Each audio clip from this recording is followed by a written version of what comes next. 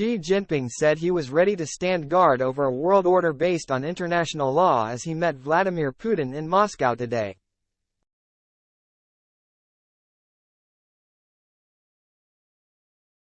In his first state visit to Russia since the invasion of Ukraine, the Chinese leader spent more than 4 hours in talks with his dear friend Putin, discussing proposals to end the war previously outlined in a 12-point peace plan.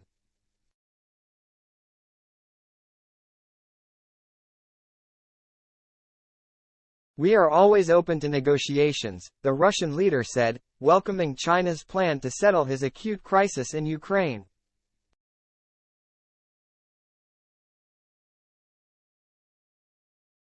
Xi, who descended a red-carpeted set of steps at Moscow's Vyanukovo airport serenaded by a military band, hailed his close ties with Russia as Putin said the two countries had plenty of common objectives and tasks.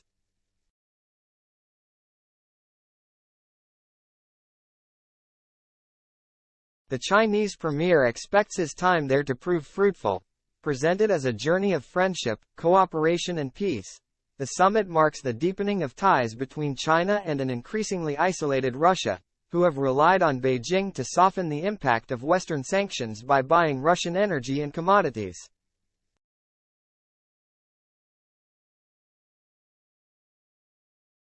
The leaders are set to meet again tomorrow for more formal talks. A Kremlin spokesman said tonight, "The conversation is still going on."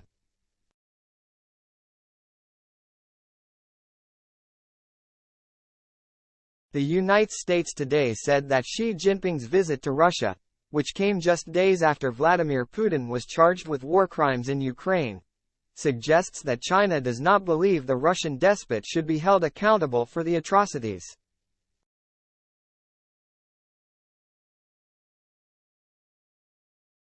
In a scathing speech, U.S. Secretary of State Antony Blinken also voiced skepticism over Xi's peace proposals aimed at ending the war in Ukraine, warning they could be a stalling tactic to help Russian troops on the ground.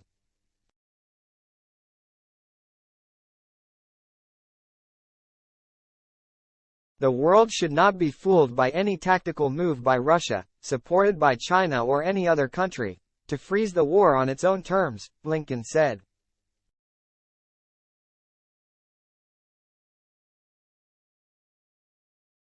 Blinken added that Xi's trip suggests that Beijing does not think that Putin should not be held accountable for atrocities committed in Ukraine by Russian forces.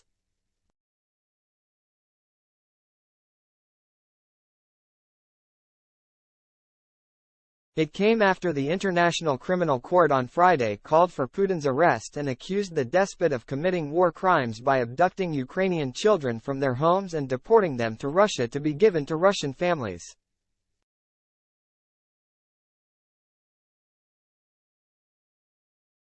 Earlier today, a shaky-looking Putin, who gripped the arms of his chair during a meeting with Xi, said he was willing to discuss Beijing's plan to end the war in Ukraine, a move that has been met with skepticism in Kyiv and the West due to China's unwavering support for Russia.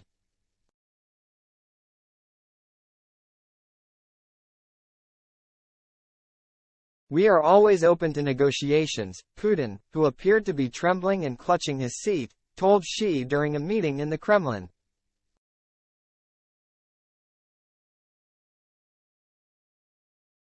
"We will certainly discuss all these issues, including your initiatives which we treat with respect, of course."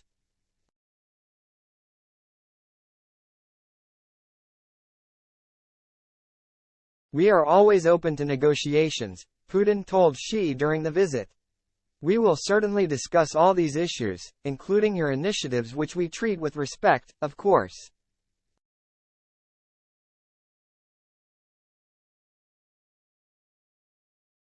They were later due at a 7-course banquet including nelma, a freshwater fish from the Pechora River in northern Russia, a traditional seafood soup, pancakes with quail, and Russian wine.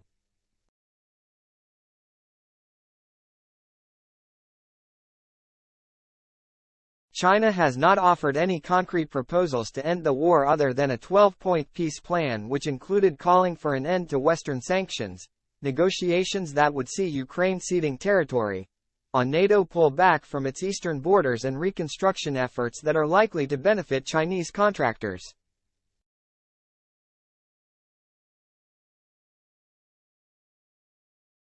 Indeed, Blinken today raised doubts that China was safeguarding the sovereignty and territorial integrity of Ukraine with its peace plans.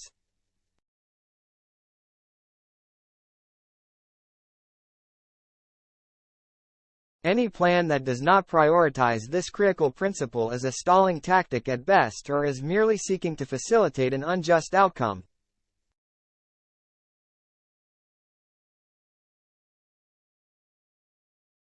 That is not constructive diplomacy, Blinken said, calling for a ceasefire that does not include the removal of Russian forces from Ukrainian territory would effectively be supporting the ratification of Russian conquest, he added.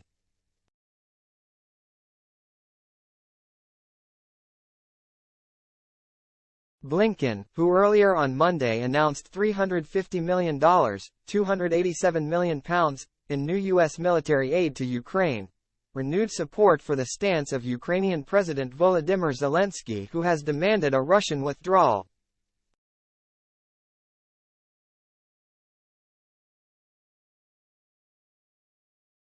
If China is committed to supporting an end to the war based on the principles of the UN Charter, as called for in point 1 of its plan, it can engage with President Zelensky and Ukraine on that basis and use its influence to compel Moscow to pull back its forces, he said.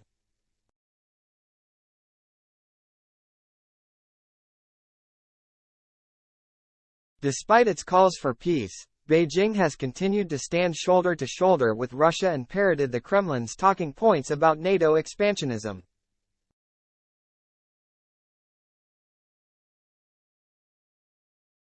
Indeed, Xi cozied up to Putin today and stroked the Russian leader's ego by saying he was convinced the despot enjoyed the Russian people's support ahead of a presidential election scheduled for next year.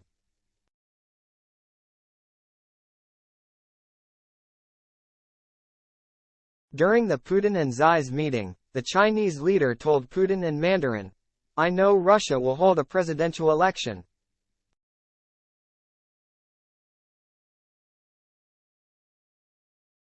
Under your strong leadership, Russia has made great strides in its prosperous development," Xi gushed.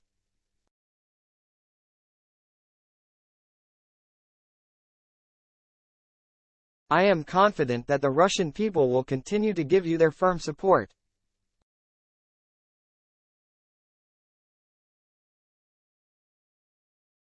As Xi's words were translated into Russian, Putin looked Xi in the eye and smiled briefly.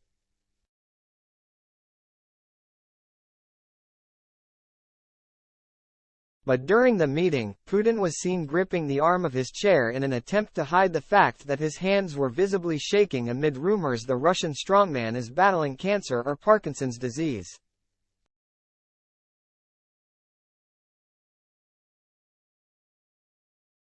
He was also seen nervously tapping his left foot on the floor.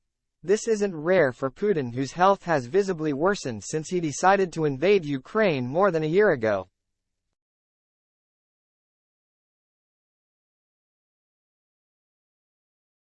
He often grips table edges for support, twitches his hands, and fidgets nervously with his feet.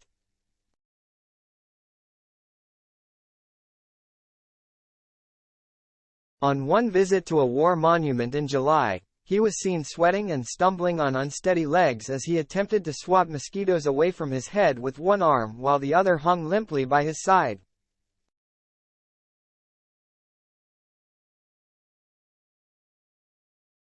And he has been unable to hide a constant cough which has plagued many of his recent speeches and addresses.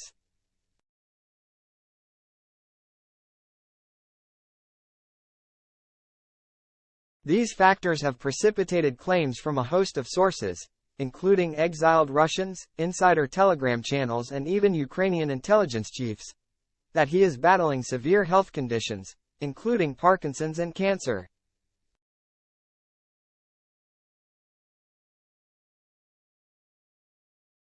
Xi's visit to Moscow, his first trip abroad since his re-election earlier this month, gave a political lift to the increasingly isolated Russian leader just days after an international arrest warrant was issued for the Kremlin leader on war crimes charges related to Ukraine.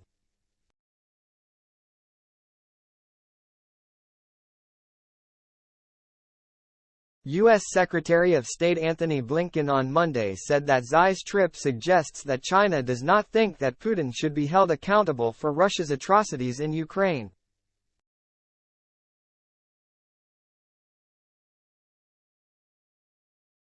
Blinken, speaking to reporters at a briefing, said the world should not be fooled by any tactical move by Russia that is supported by China.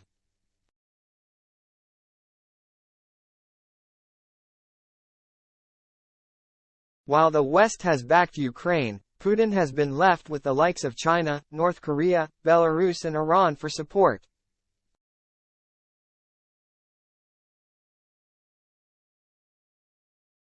Russia and China have described Xi's three-day trip as an opportunity to deepen their no-limits friendship.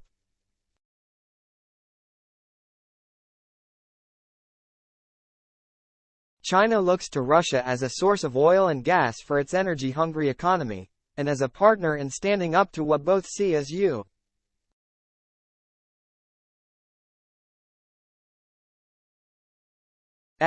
domination of global affairs. The two countries, which are among the 5 permanent members of the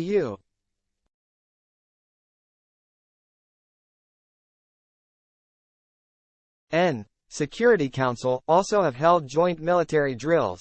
They shook hands before sitting down and making brief statements at the start of their meeting, calling each other dear friend and exchanging compliments.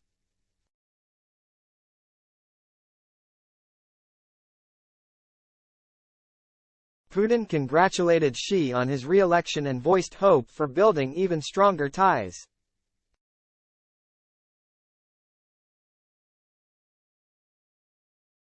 He welcomed China's proposals for a political settlement in Ukraine and noted that Russia is open for talks.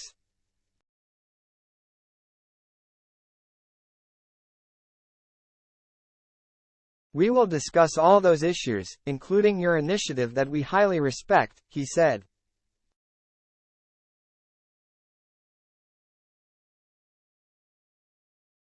Our cooperation in the international arena undoubtedly helps strengthen the basic principles of the global order and multipolarity.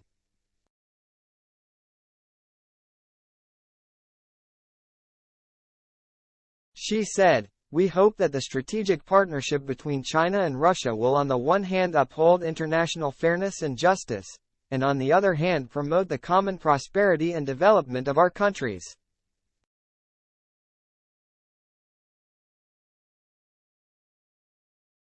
Kremlin spokesman Dmitry Peskov said that, over dinner on Monday, the two leaders' discussions are likely to include a detailed explanation of Moscow's actions in Ukraine.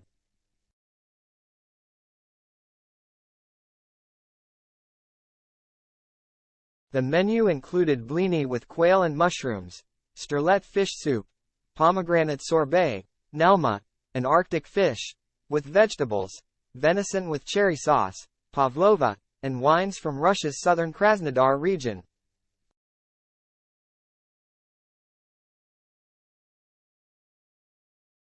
Moscow and Beijing have a common cause. Earlier this month, Xi accused Washington of trying to isolate his country and hold back its development as it challenges for regional and possibly global leadership.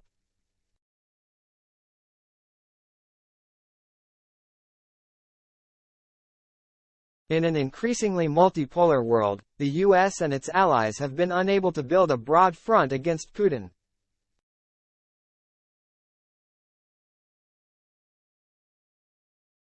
Last month, on the first anniversary of the invasion of Ukraine, although 141 countries voted to condemn Russia at the United Nations, several members of the G20 including India, China and South Africa, chose to abstain.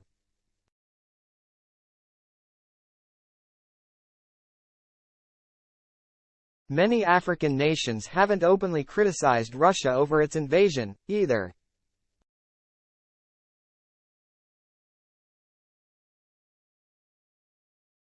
Indeed, Xi said his first state visit to Russia since Putin invaded Ukraine would aid bilateral ties between the two nations.